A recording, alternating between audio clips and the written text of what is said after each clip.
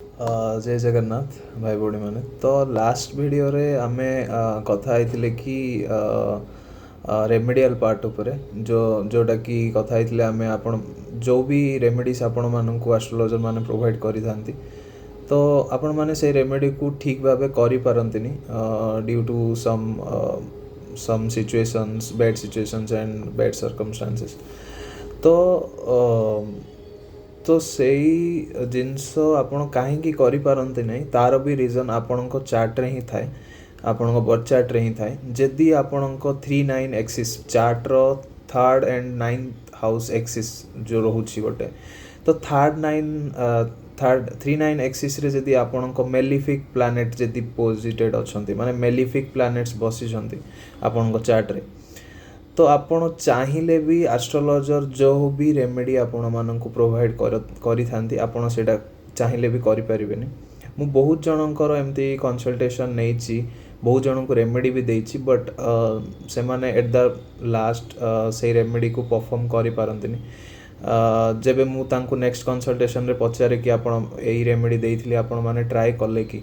तो से माने ऑब्वियसली ना ही कही थांती कि ना आमे किसी सिचुएशन रो आमे एई रेमेडी करि पारलुनु कि आम द्वारा ए रेमेडी हेई पारला नहीं तो चार्ट रे एई भी कॉम्बिनेशन थाई कि आपण माने से रेमेडीज को परफॉर्म करि पारंतिनी तो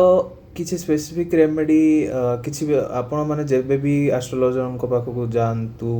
एस्ट्रोलॉजर आपण को मंत्र दे दियंती कि पूजा करबा पई दे दियंती कि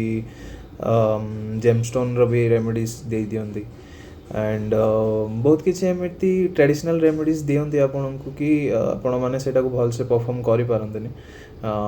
किसी कारण वशतः तो आपण माने एस्ट्रोलॉजर को पचारंतु कि किसी प्रैक्टिकल रेमेडी प्रोवाइड करिवे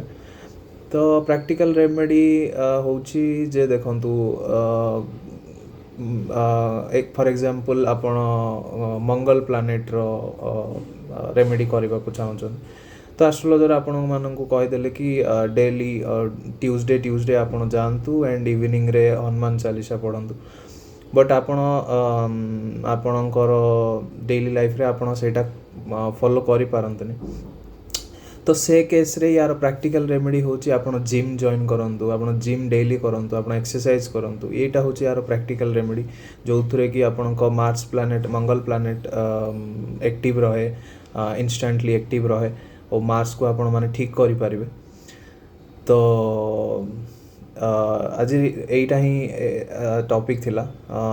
बेस्ड ऑन प्रैक्टिकल रेमेडीज रहिली।